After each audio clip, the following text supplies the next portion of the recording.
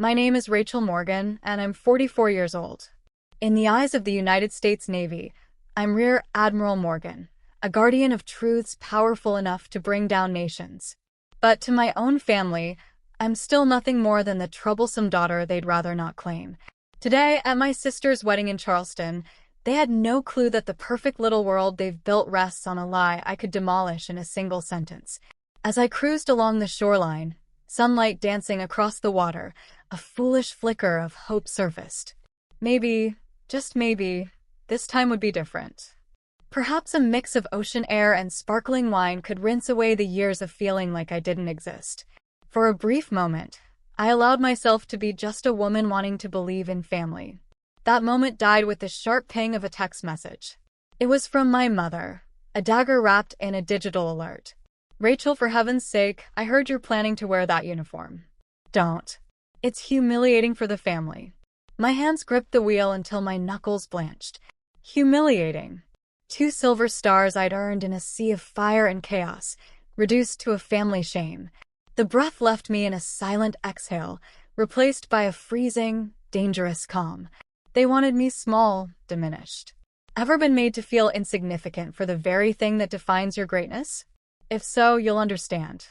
They were expecting some faded figure in a beige dress, but what they'd get was a rear admiral in her full, unapologetic dress uniform. My choice to wear that uniform wasn't born from this one cruel message. It had been forged over decades of subtle dismissals, each one a paper cut that, together, drained me of any hope for their acceptance. The final wound had opened just weeks earlier, when I'd returned to my apartment in Norfolk after an exhausting multinational exercise in the Atlantic. The air inside was still and cool, a welcome silence after the constant mechanical hum of a warship. All I wanted was a long, hot shower and the anonymity of my own 4 walls. I poured a glass of water, ice clinking in the quiet, and sat down with my tablet. I rarely scrolled through social media. That endless gallery of polished, perfect lives had never felt like mine. But that day, something pulled me in. And there it was, a glossy professional photo of my sister, Hannah, her smile radiant, spinning in the arms of a man I didn't know. The backdrop was unmistakable, the waterfront deck of the Charleston Yacht Club, a name tied tightly to my family's social scene. The caption read, "She said yes, the future Mr. and Mrs. Landon." My heart didn't sink. It simply stopped for a beat, heavy and hollow. The comments section overflowed. My mother, Margaret, left a parade of heart emojis. My father, Thomas, had reposted the photo with his own caption, "So proud of our beautiful family and the legacy we're building." I opened every picture in the album. Hannah with friends, Hannah with her fiancé, Hannah with my parents. I searched for my name in tags, in comments, anywhere. Nothing. It was an oversight. It was deliberate. I wasn't part of that family. I wasn't part of that legacy. I was elsewhere erased. The emotion wasn't sadness. It was a cold emptiness. Like looking at a map of your life and realizing your hometown has been erased. Days later, the physical confirmation arrived. A thick ivory envelope sat in my mailbox, the kind of pricey stationery my mother adored. It carried the faint scent of her Lily of the Valley perfume. But the label felt like a slap. Not Rear Admiral Rachel Morgan. Not even Rachel. It was addressed simply to the Morgan family, Norfolk, Virginia, as if I were a side office of some larger brand. Inside was an embossed invitation announcing the wedding at the Harrington Hall at Cliffside. No personal note. Just a QR code for the RSVP. This wasn't an invitation. It was a summons. A cold notification to a peripheral relative. My mother's way of reminding me I was being allowed to attend, not welcomed.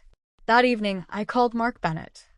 Not to complain, but to tether myself to someone who saw my worth. I dialed, my hand steady even as my soul trembled. He answered on the second ring. "Admiral." His voice was solid, familiar, respectful. I didn't waste time. "Mark," I said, my voice level almost detached. "They're getting married." There was silence. He knew exactly who they were. "I see," he said evenly, though I could hear the low burn of anger for me. "They don't want an admiral in the wedding pictures, Mark. They want a ghost." Another pause, longer this time. I could imagine him in his office, gazing over the base, his jaw set. When he spoke, his voice was low but fierce, forged in years of shared danger. "Ma'am," he said, the single word weighted with loyalty. "Ghosts are nothing. Light makes shadows, and your light could black out their entire sky." It didn't heal me, but it stopped the bleeding. I ended the call, a cold, steady determination locking itself deep in my chest. I walked to my closet and pulled open the double doors. There it was, sealed in its protective garment bag, my service dress white uniform. Crisp, flawless fabric. Rows of ribbons that told stories my family would never care to know. And on the shoulders, 2 silver stars I had earned through fire and steel. They called it shameful. I knew its true name. It was my armor. My truth. And it would be the only thing I wore to that wedding. The sting of my mother's text weighed heavier than any gear I had carried in the field. It wasn't just a single insult. It was the echo of a lifetime of being dismissed. My grip on the steering wheel tightened as the image of that pristine white uniform in my closet shifted into another memory, equally stark, equally white. It was the memory of my very first uniform, and the day I earned the right to wear it. The day my family decided there were more important things to do. I could see it now, the endless stretch of I-95 melting into the green sprawl of Annapolis. The Navy Marine Corps Memorial Stadium pulsed with life, the air thick with pride. Families packed the stands, their cheers rising into the sound of anchors away, rolling over the field. Then came the moment.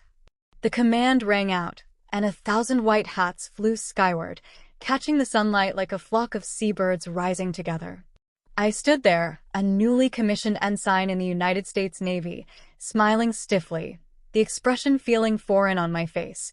My eyes scanned the crowd for the exact seats I'd marked for them on the stadium map. They were empty. Just 2 lonely blue plastic chairs among thousands of cheering families. That morning, as I polished the brass buttons on my uniform, my phone had rung. My father, Thomas, sounded brisk and preoccupied. "Rachel, something's come up. Huge investment deal in Singapore.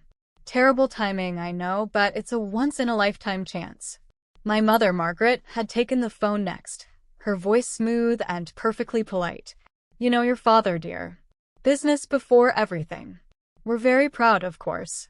And Hannah, my 16-year-old sister, couldn't make it either. She had a club-level tennis match. Not the state finals. Not nationals. Just a routine local match, apparently more worthy of their attention than my graduation from one of the most respected military academies in the world. I stood among my classmates, posing for pictures with their beaming parents, and I had never felt more profoundly alone. The only photograph I have from that day shows me with 3 roommates, arms linked, smiling for the camera. But if you look into my eyes, you'll see it, the hollow space where my family should have been. A week later, a thick envelope arrived at my bare-bones quarters. No letter inside, no proud message. Just a check for $4,000 and a small ivory card with my mother's perfectly neat, emotionless handwriting. "Congratulations, dear. Buy yourself something lovely, perhaps a pearl necklace." A pearl necklace. As if 4 years of grueling engineering courses, countless sleepless nights mastering naval strategy, and swearing an oath to defend my country could be summed up with a piece of jewelry. It wasn't thoughtless. It was insulting. It was their way of translating my life into the only currency they understood, price tags and status. In their glittering world of black tie galas and designer champagne, my achievement didn't register as valuable. I remember holding that check, feeling the icy weight of their indifference. Slowly, deliberately, I tore it into tiny perfect squares and let them fall into the trash like confetti at a one-person parade. That was the day I stopped hoping they'd ever understand. The bitterness of that moment returned every time I stepped into the family home in Charleston. It was a shrine to Hannah's accomplishments. Glossy photos of her winning equestrian ribbons, framed prom portraits, her Boston University acceptance letter displayed in ornate silver. Months after my Annapolis graduation, a whole leather-bound album appeared, dedicated entirely to her 17th birthday. Dozens of pictures from Le Bernardin in New York. Hannah in a designer gown, laughing as our parents handed her the keys to a brand-new white Mercedes. My father and mother stood proudly on either side, faces glowing with pride, so bright it was almost blinding. And me? My presence in that house was reduced to a single, small 4 by 6 photo, tucked away on a crowded bookshelf in the study, half hidden behind a row of leather-bound Dickens novels. It was the shot from graduation day, the one with my roommates. To a casual visitor, I looked like one of their daughter's friends. The Morgan family had one golden daughter, and I was just the stranger who sometimes stayed in the guest room. I should have known it would be this way. I should have remembered the night I told them I'd accepted my appointment to Annapolis. We'd been in the mahogany-paneled living room, the air heavy with the scent of wood polish and money. My father set down his scotch, the crystal making a muted clink against the marble coaster. He looked at me, not with anger, but with a deep, weary disappointment that somehow hurt more. "Rachel," he said evenly, "the Navy is no place for a Morgan woman. Our name was built in boardrooms, not on the decks of warships.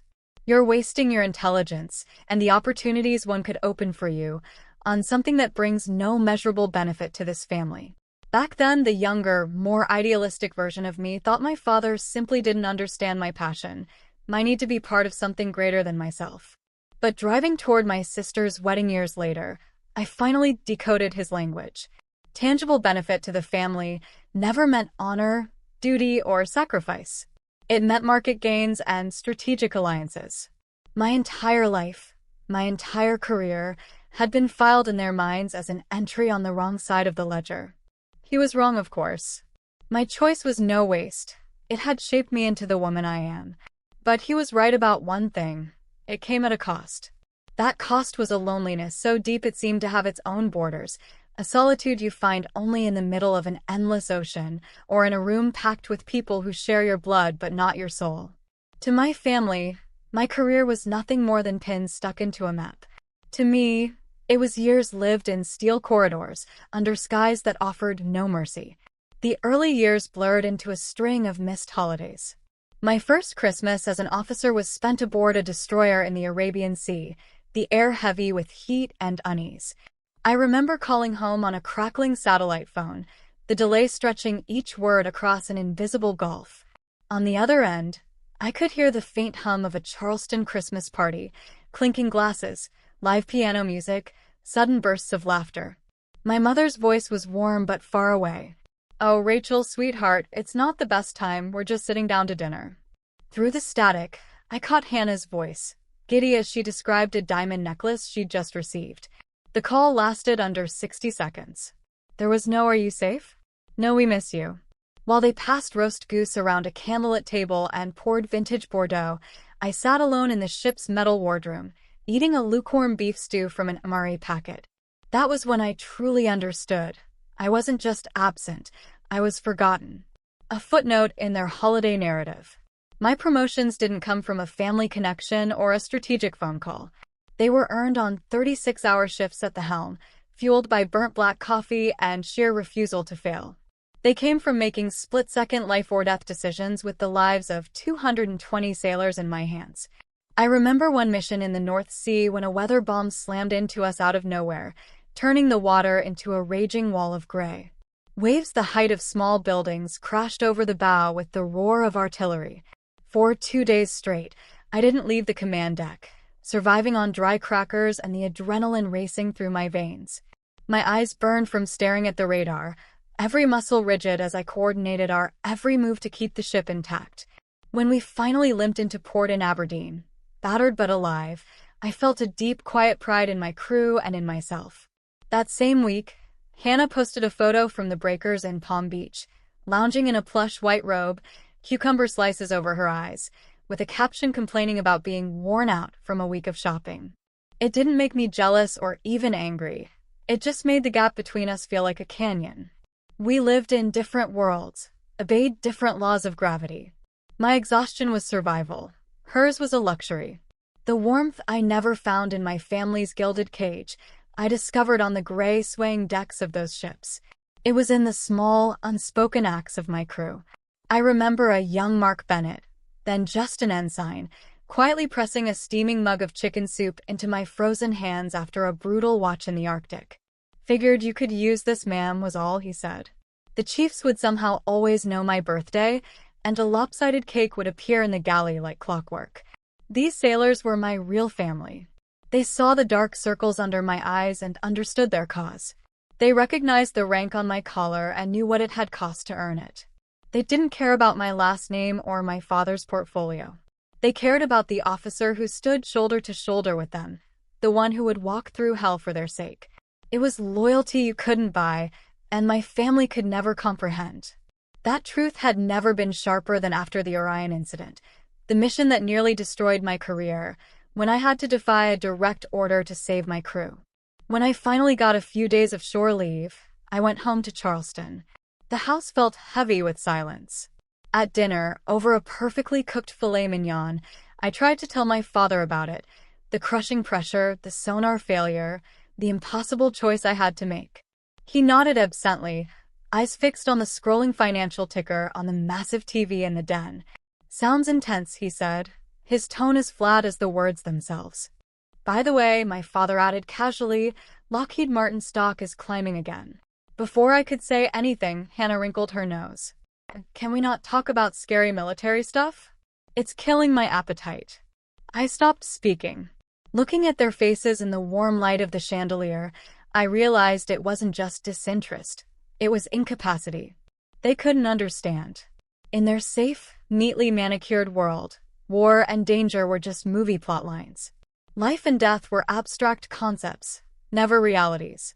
My reality, with all its grit, sacrifice, and honor, was nothing more to them than an awkward interruption to a pleasant dinner. In their polished, detached world, I was a ghost. But on the steel decks of the United States Navy, surrounded by those I had sworn to lead and protect, I was fully seen. The warmth I never found in Charleston's mahogany-paneled dining rooms, I discovered in the steady, unspoken acts of my chosen family at sea. And at the heart of that family was Mark Bennett. Mark was more than just my executive officer. He became the quiet guardian of my sanity. He could read the shifts in my mood, especially after those rare, icy calls with my parents. He knew my family was a weak point in my armor. After a particularly cutting conversation with my mother, he never offered pity or empty words. Instead, a while later, a mug of steaming Earl Grey, black, no sugar, would appear on my desk. He wouldn't ask what had been said. He'd simply remark, "You look tired, Admiral. Maybe take a minute." Where my own family built walls to keep me out, Mark built a fortress around me. That silent, intuitive care was worth more than 1,000 hollow apologies. He also became my personal historian, the one keeper of a past my own relatives preferred to erase. He remembered milestones I often let slip in the relentless pace of my duties. On the 11th anniversary of the day I took command of my first ship, the USS Hamilton, I was buried in reports and completely oblivious. But that morning, a perfectly crafted scale model of the destroyer sat on my desk, with a handwritten note on plain government stock, "Happy anniversary, Admiral. She was a lucky ship to have you." He remembered because he'd made the effort to learn the chapters of my life, not from idle curiosity, but from deep respect. That kind of recognition was rare. It reminded me that the sacrifices I'd made weren't invisible. Our connection ran deepest in shared silences.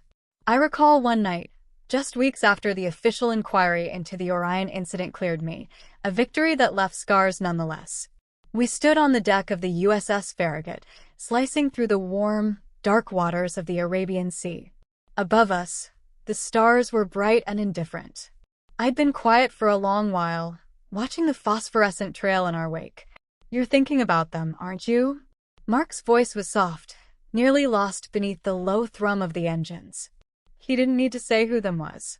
I let my shoulders drop, a rare break from military posture. "Sometimes I wonder if it's worth it, Mark," I admitted, my voice thinner than I intended. "All of this." He didn't respond right away. He stood beside me, gazing up at the American flag snapping in the night wind. "It's worth it to the people on this ship, Admiral," he said finally, his eyes steady. "It's worth it to me." He wasn't trying to fix my parents or bridge that unbridgeable gap. He was reminding me of the family I had chosen, the one I had earned. That quiet loyalty became ironclad the day my career nearly ended. When Vice Admiral Croft decided I would be the scapegoat for the Orion disaster, I was ordered to a closed-door hearing at the Pentagon.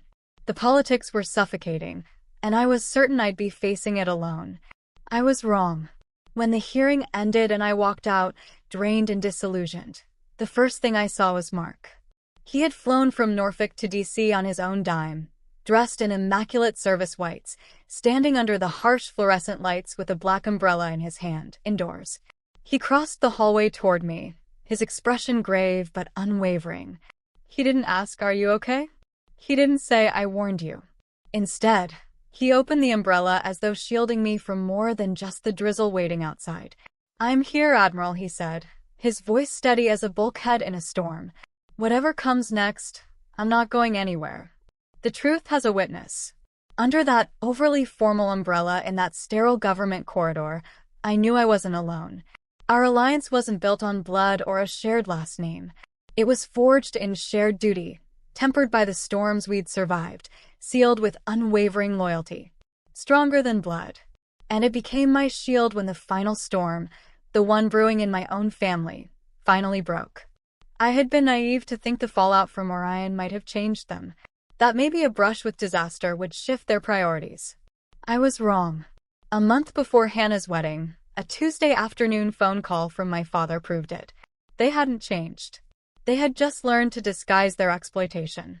I was in my office at Naval Station Norfolk, sorting through a stack of personnel evaluations, when my phone lit up with a name I rarely saw, Thomas Morgan. My father almost never called. His communication came in the form of curt, seasonal text messages. I answered, a familiar knot tightening in my stomach. His voice, however, was unusually warm, almost cheerful. "Rachel, sweetheart, it's been far too long. How are you?"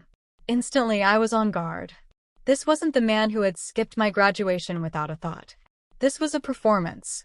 He asked about my health, the weather in Virginia, my command, questions that might sound ordinary from another father, but from him, they were stilted, almost rehearsed. "I heard your fleet just landed that major contract for the next generation sonar program," he said casually. "Fascinating stuff." For one foolish moment, a fragile spark of hope flared. Maybe after all these years, he was finally trying. Maybe I was more to him than a deviation from his carefully charted family plan. I shared a few unclassified details about the project, cautious but willing to believe. We spoke for nearly 10 minutes, the longest conversation we'd had in years. I was starting to relax when the real purpose revealed itself. "By the way," he added, his voice shifting into the brisk, no-nonsense tone I knew too well. "Your old acquaintance, Vice Admiral Croft, is a business partner of mine. One of his companies is bidding on that sonar contract. He mentioned how helpful it would be if someone on the inside, someone like you, could give the procurement board a little nudge. Or maybe just share some insight into the competition. It would be a huge help for the family business, Rachel." The warmth drained out of me like water from a cracked hull. Every word before this had been a setup. I wasn't his daughter. I was an access point. A source to be exploited for his and Croft's gain. He didn't see me, the officer, the woman. He saw the 2 silver stars on my collar and the doors he imagined they could open. "No," I said flatly. "Absolutely not. What you're asking is unethical, illegal, and a direct violation of my oath." His pleasant facade vanished. "Don't be dramatic," he snapped and hung up. A few hours later, my mother called. Her preferred weapons were guilt and polished condescension. "Rachel, you've disappointed your father," she began, her voice dripping with rehearsed sorrow. "You don't understand. Everything he does is for this family, for Hannah's future, to protect the lifestyle we've worked so hard for." Then came the familiar lecture. Loyalty, obligation, sacrifice. A little help is all he asked for. "You've always been so rigid, so military. Sometimes you need to be flexible for the people who love you." Her flexible meant breaking federal law. Her family meant a circle that included her, my father, and Hannah, and I was not inside it. The final blow came that evening when Hannah called, her voice thick with theatrical sobs. "Rachel, Mom told me everything. How could you do that to Dad? He's been so stressed about his investments." Then the manipulation shifted tone, wrapped in bridal stress. She spoke of rising wedding costs, the caterer, the flowers, her dream honeymoon in an overwater bungalow in Bora Bora. "It's just a small favor, big sis," she pleaded, voice trembling. You have everything, your career, your position. I just want a beautiful start to my new life. Can't you help us for once? She was using her wedding, supposedly the happiest day of her life, as a tool for emotional blackmail, weaponizing her own tears. That was it. Whatever scraps of sorrow remained burned away, leaving only cold, sharp fury. They had used every trick in their arsenal: fake warmth, guilt, and now the helpless bride routine. They had reduced my honor, the core of who I was, to something that could be traded. Fine. They wanted their perfect Charleston wedding. I'd be there, but I wouldn't be alone. I'd be bringing the truth, and the truth doesn't wear beige. That resolve carried me north. I booked a room at the Hotel Vanderbilt, a stately landmark not far from my family's oceanfront estate. I didn't call to announce my arrival. They'd find out soon enough. The day before the ceremony, out of some last flicker of duty, I drove to the Harrington Hall at Cliffside, the sprawling venue perched above the Atlantic. The ballroom was a storm of motion. Florists arranging centerpieces, caterers hauling trays, planners gesturing with clipboards. My mother and Hannah were huddled with a frazzled wedding planner, pointing at swatches of silk and elaborate floral diagrams. I walked toward them, my footsteps echoing off the marble floor. "It's all looking beautiful," I said evenly. My mother glanced up, a flicker of annoyance crossing her face before it was smoothed over with a tight smile. "Rachel, you're here."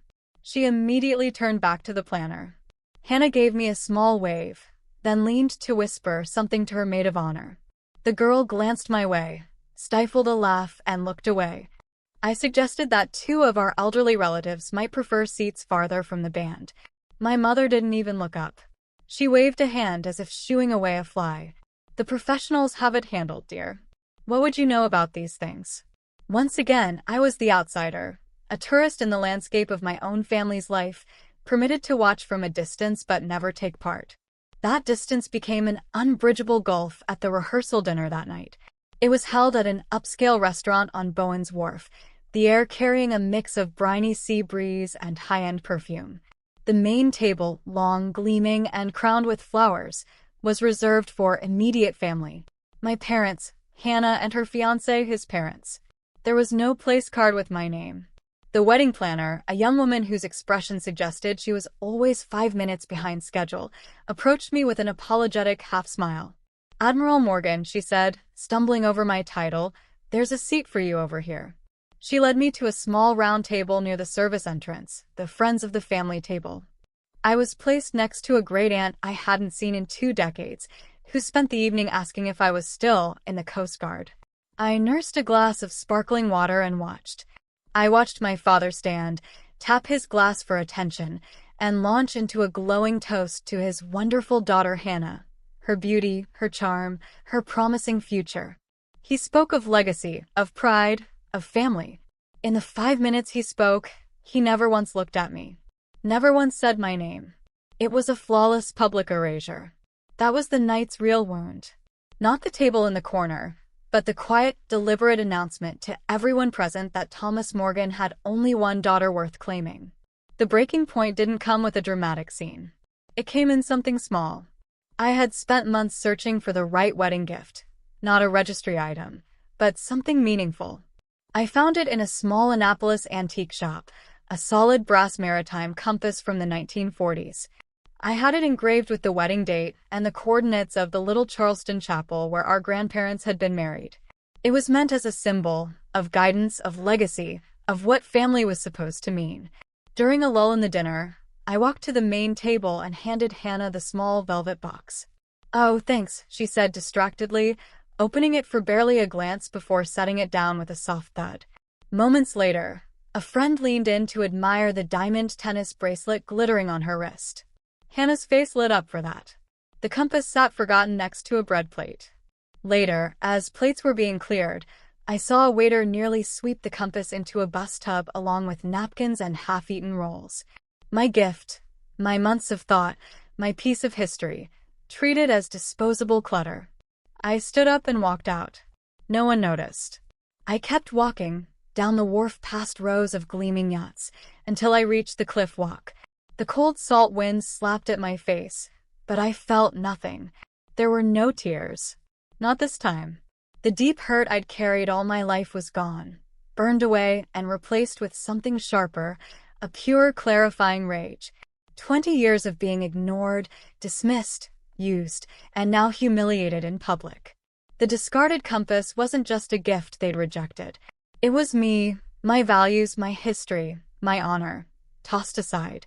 I stopped at the edge, staring out at the black, restless Atlantic. The ocean didn't lie. It didn't flatter.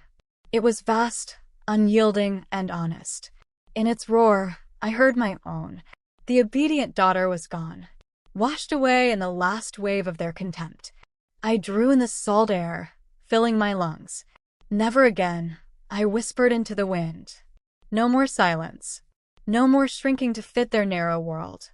The battle ahead wouldn't be fought with weapons or ships, but with the one thing they feared most, the unvarnished truth. In life, everyone has a breaking point. The moment endurance ends and action begins. The moment you look at yourself and say, enough. What was yours? Back in the stillness of my hotel room, the hurt was gone. In its place, the cold, focused resolve of a commander before battle. I didn't sleep.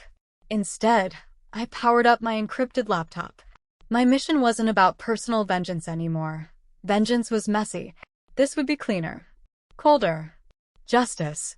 At 0200 hours, I placed a secure call to Mark Bennett. He picked up on the first ring, already alert. Mark, I said, my tone stripped of all emotion, as precise as an operations order. I need everything you can find on Vice Admiral Croft, specifically the Orion incident. I want the unedited reports, raw audio logs, all original witness statements. Cross-check them against any financial ties between Croft and my father's firm. All of it. There was no hesitation. Roger that, Admiral. Give me 12 hours. Mark wasn't just my XO. He was the center of an informal network of loyal officers, many of them sidelined or wronged by Croft's politics. My weapon in this fight wouldn't be a missile. My weapon in this battle wouldn't be steel or firepower. It would be information. I was about to launch a full-scale intelligence operation. While I waited, I turned my attention to the present. Pulling up high-resolution photos from Hannah's engagement party, I let my eyes skim past the champagne toasts and practice smiles until they landed on the ornate gold locket around her neck. According to the event tag, it was a gift from the Croft Legacy Foundation, a charitable front for a man who possessed no actual charity. Croft never gave anything without expecting a return. My training as an intelligence officer kicked in. I zoomed in, enhancing the image pixel by pixel. The locket's design was intricate, but it looked heavier than a simple accessory should. Along the edge of its filigree, I saw it, a faint, unnatural seam. Suspicion flared cold in my gut. I encrypted the image and sent it to Mark Bennett with a single directive. Highest priority. Analyze this object. This wasn't just family politics anymore. This wedding was starting to look like a staging ground for something far darker. By dawn, pale light spilled across my desk as a secure email from Mark arrived. Subject line, Oren, unedited. I opened it. The raw reports were worse than I remembered. Croft had personally overridden safety protocols, steering the USS Orion into a dangerous undersea canyon to impress a handful of potential investors with an untested sonar system. The audio logs followed. His voice was calm, clinical, and ice-cold. The asset is compromised. Maintain perimeter. Control the narrative. Potential loss of life is an acceptable risk. Acceptable risk. He wasn't talking about machinery. He was talking about my sailors. Then my own voice, years younger but firm. Negative command. I am overriding that order. Initiating search and rescue protocols now. I felt my hands curl into fists. The evidence wasn't just damning. It was irrefutable. Croft wasn't merely negligent.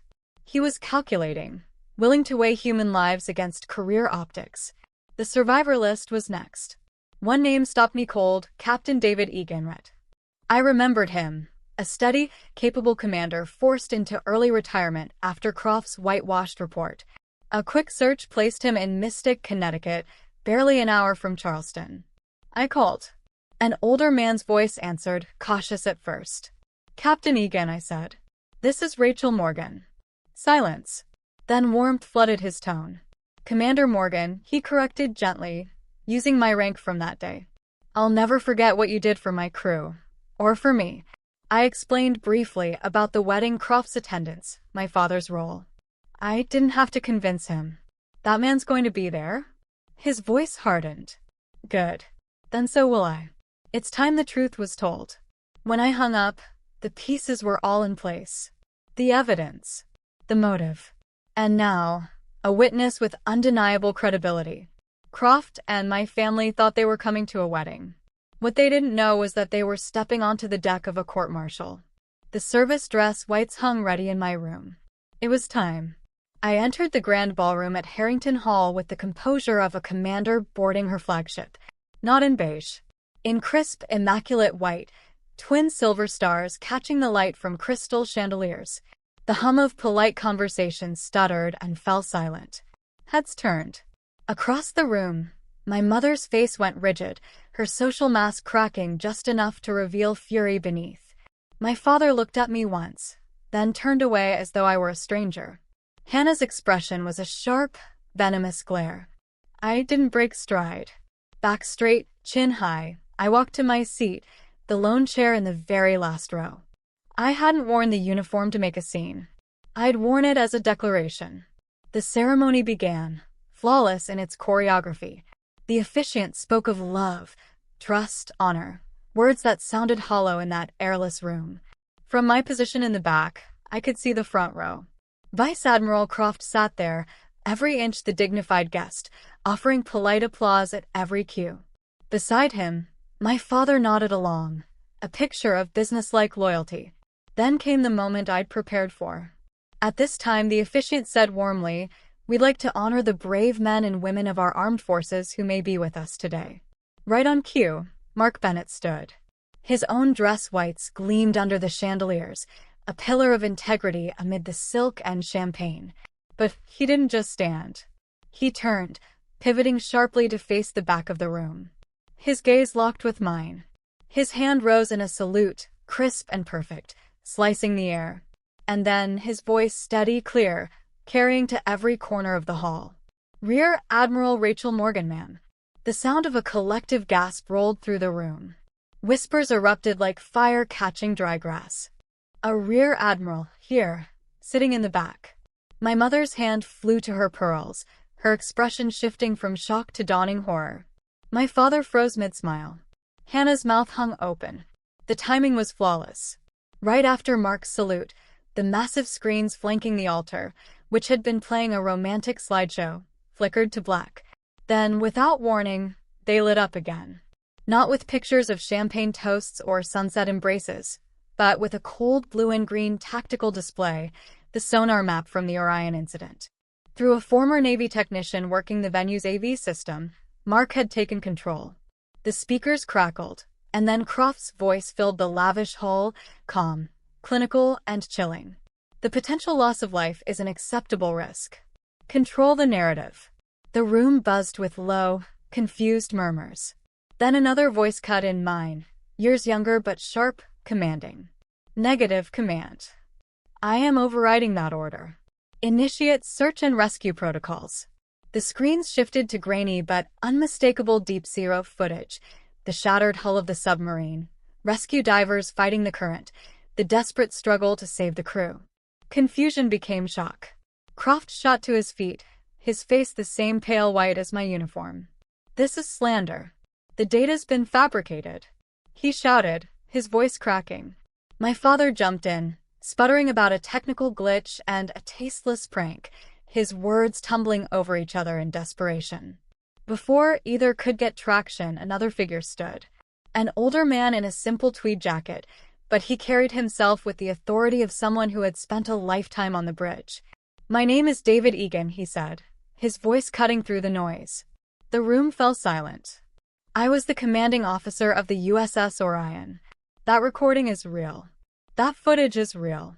Vice Admiral Croft left us to die to protect his career." Then his gaze found me in the back row. "And that woman," he said, pointing steadily, the one they sat in the back like an afterthought, was then Commander Morgan. She defied a cowardly order and saved our lives. Though he wore civilian clothes, Captain Egan came to attention and gave me a slow, deliberate salute. The room erupted. Whispers became shouts. Cell phones shot into the air, cameras flashing. Newport's elite and DC's power players were no longer passive guests. They were witnesses, and their feeds were streaming the collapse of two men's careers in real time. The society reporters who'd come for lace and speeches had just been handed the scandal of the decade. I watched as Croft tried to slip toward the exit, but Mark Bennett and two other officers stepped into his path. They didn't touch him. They didn't have to. Their presence alone was an immovable wall. My father darted between guests, pleading with anyone who would listen about misunderstandings and errors. But no one was listening anymore. All eyes were on the empire of Morgan and Croft crumbling to dust. Security moved in, escorting the key players, my parents, Hannah, Croft, and me, into a private drawing room. The heavy oak doors shut behind us, sealing in the silence. It didn't last.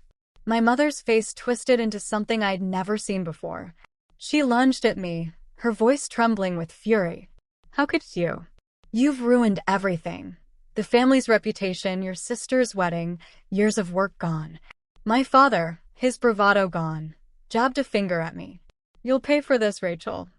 I swear you'll pay." Their words, once sharp enough to cut, now felt like spent rounds, loud but harmless. I met my mother's glare without flinching. "A reputation built on lies isn't a reputation, Mother. It's a prison." And today I walked out. I didn't raise my voice. I didn't cry. My stillness, like the eerie calm in the eye of a hurricane, seemed to unnerve them more than anger ever could. Hannah rushed forward, grabbing my arm. Her designer gown now looked like a costume, her mascara streaked, her face blotchy. "Rachel, please," she sobbed, the practiced tears of a lifetime streaming freely. "Just take it back. Tell them it was a mistake. You've ruined my most important day." I looked down at her hand, the hand that had always received without ever reaching. "Your most important day was financed by a cover-up that almost cost dozens of sailors their lives. Is that really the foundation you want for your marriage, Hannah?" I pried her fingers off my sleeve, slow and deliberate. "The game is over," I said. "There's no one left for you to manipulate." For the first time in her life, Hannah looked at me without scorn, but with a horrified, almost reverent awe, as though she were seeing a stranger who happened to wear her sister's face. Then the oak door opened. It wasn't hotel security. Two grim-faced men in dark suits stepped inside, credentials clipped to their belts, followed by two uniformed Charleston police officers. They didn't spare a glance for anyone else. "Vice Admiral Harrison Croft," the lead agent said, his voice as flat as a steel plate. "You are under arrest on suspicion of obstruction of justice and falsification of national defense intelligence in connection with the Orion incident." The sharp click of handcuffs closing around Croft's wrists echoed like a gunshot in the stillness. My father collapsed into a brocaded armchair, as if the strings that had been holding him up had finally snapped. I turned toward the door. "Rachel, where are you going?" My mother's voice was an unsteady blend of command and desperation. I didn't look back. "I'm going where I belong," I said, my voice steady and final. "And it's not here." I stepped out, closing the door behind me, leaving the wreckage of my family in that suffocating room. The air in the hallway, still vibrating with the aftershocks of the chaos, felt cleaner, lighter. I felt empty, but it was a peaceful emptiness, a space where years of pain had been. The battle was over. But the real war, the one to reclaim my life, was just beginning. Months passed. The Morgan Croft scandal faded from headlines. Croft now faced a court-martial, his decorated career ending in disgrace. My father's business bled investors and partners until it was a shadow of itself. Through the grapevine, I heard the wedding had been quietly canceled. I felt nothing. Their world was a foreign country now. One crisp autumn afternoon, I was walking along the Norfolk waterfront, watching destroyers and carriers glide in and out of the harbor, when a young woman pushing a stroller hesitated nearby. "Excuse me," she asked shyly. "Are you Admiral Morgan?" I nodded, offering a small smile. Her eyes brimmed with tears. "My husband. He was a petty officer on the Orion. He says he's alive today because of you. The little girl in the stroller, maybe 5 years old, with bright, curious eyes, held up a crayon drawing. A lopsided gray ship, a stick figure in a white uniform with yellow hair. "Thank you," she whispered. My throat tightened as I took the drawing. This was the recognition I had spent a lifetime chasing. It didn't come in a mansion or under a chandelier. It came here on a windy pier, from the very people I had sworn to protect. My true legacy wasn't my family name. It was theirs. That evening, back in my office overlooking the water, I did something I hadn't done in years. I tried writing a letter to my family. Pages of explanation, of old hurt, of reasons why. But reading it over, I realized it wasn't for them. It was for a younger version of myself, the one who still believed they might listen. I no longer needed their understanding. I no longer owed them anything. With finality, I tore the letter into neat pieces, just as I had torn that check all those years ago. From my desk drawer, I took out the antique brass compass, the one Hannah had discarded without thought. Mark had retrieved it from the restaurant that night and given it back to me. I ran my thumb over its smooth surface, then placed it beside my command insignia. It was no longer a reminder of rejection. It was my own true north, a direction set by my values, not by the shifting winds of their approval. The most important forgiveness I needed wasn't from them. It was from myself, for spending so many years hoping for love they couldn't give. The following spring, I was invited back to Annapolis. It wasn't a grand affair. No press, no politics. Just a quiet ceremony in Memorial Hall. A new bronze plaque was being unveiled. It listed the fallen, but for the first time, it also acknowledged the Orion incident and honored the leadership that had saved her crew. My name was there, etched in bronze. Mark Bennett, now a captain, stood beside me. Captain Egan was there, along with a dozen other survivors. Their faces were older, but the gratitude in their eyes was timeless. As I traced my fingers over the cool, raised letters of my name, a deep peace settled in me. History had been written honestly at last. The story was over. My life was not. It had just begun.